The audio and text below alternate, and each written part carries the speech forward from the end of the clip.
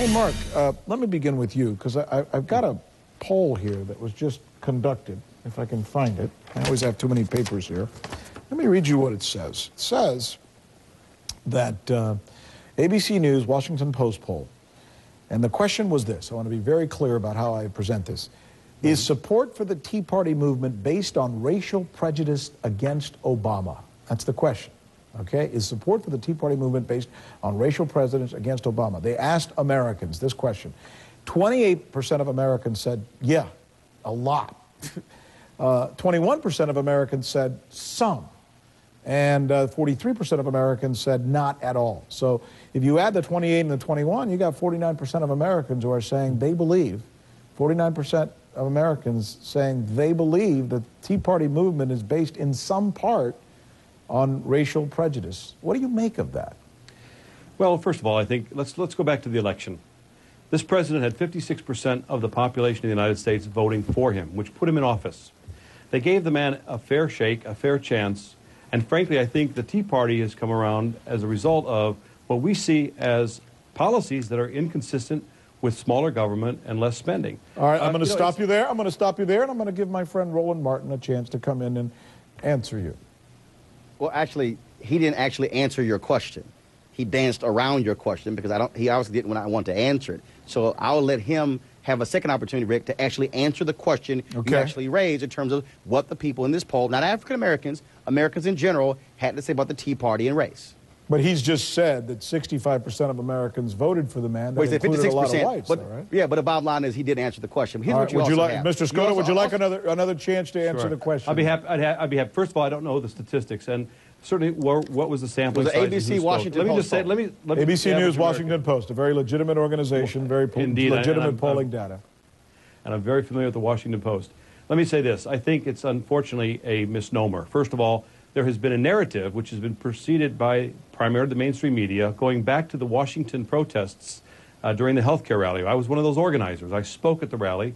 I observed the Congressional Black Caucus walking amongst the crowd to create an event.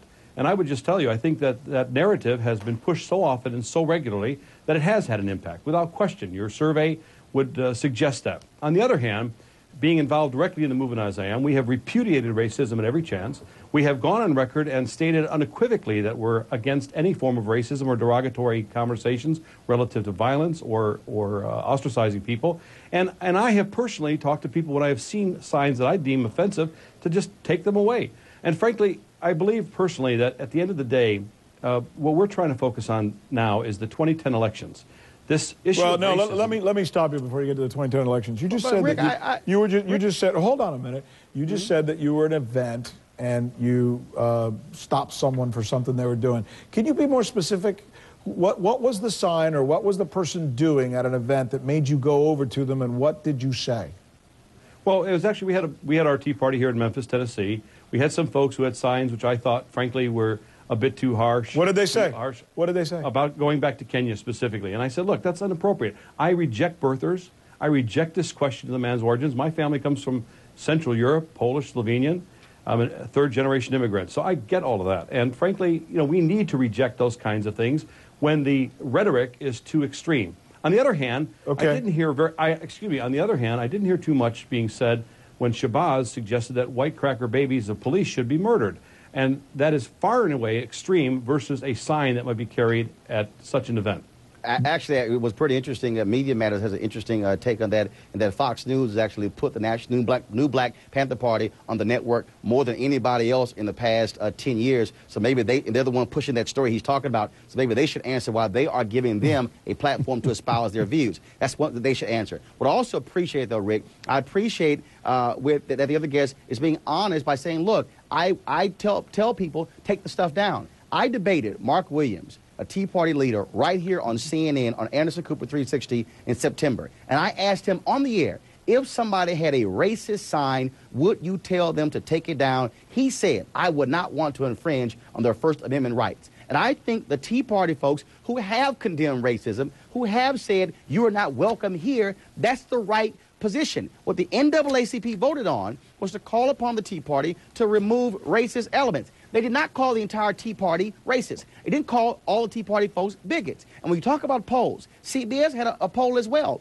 of Tea Party members, where more than a quarter said they believe this president was doing more for blacks than anybody else, not based upon any real data, simply a particular view. And so I can understand why people hold a view, but the Tea Party should be saying, if you come with your racist rhetoric and your signs, you are not welcome, get out of here. That's the right response. How much of this do you think, Mark, has to do with the fact that the Tea Party has come to fruition at the time when we have our first African-American president in the history of the United States, and it's almost impossible to look at those two without seeing them together?